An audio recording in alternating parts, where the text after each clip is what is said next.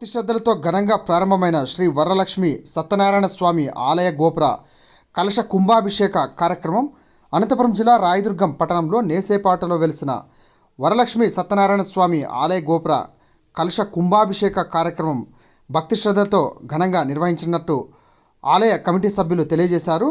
అందులో భాగంగానే ఆలయంలో గురువందనం, గణపతి పూజ, పుణ్యావహంచనం, నాంది, రక్షాబంధనం, అంకురార్పణ అనంతరం మధ్యాహ్నం గంగా, యమున, సరస్వతి, నర్మదా, సింధు, గోదావరి, కృష్ణ, తుంగభద్ర, కావేరి మరియు బ్రహ్మపుత్ర, కైలాస పర్వత, మానవ సరోవర జలం, పుణ్యనదుల పవిత్ర జలముతో ఆలయం గోపుర కలశంకు విశేషమైనటువంటి కుంభాభిషేక కార్యక్రమాన్ని నిర్వహించడం జరిగింది. అనంతరం మహాగణపతి పూజ, పూర్ణాహుతి, మంగళహారతి కార్యక్రమాన్ని నిర్వహించినట్టు తెలియజేయడం జరిగింది. సాయంత్రం గణపతి పూజ, అష్టవింశతి కలశ స్థాపన, వాస్తు హోమం, పూర్ణాహుతి కార్యక్రమాన్ని నిర్వహించారు. రేపటి రోజు అనగా 12వ తేదీన శ్రీ అమ్మవారి ఉత్సవమూర్తములకు నిశ్చితార్థ కార్యక్రమాన్ని నిర్వహిస్తున్నట్లు తెలియజేశారు. వేద బ్రాహ్మణులచే వేద పారాయణం మరియు ప్రవచనం, ఇతర సాంస్కృతిక కార్యక్రమాలు దేవాలయం నందు నిర్వహిస్తున్నట్టు తెలియజేయడం జరిగింది.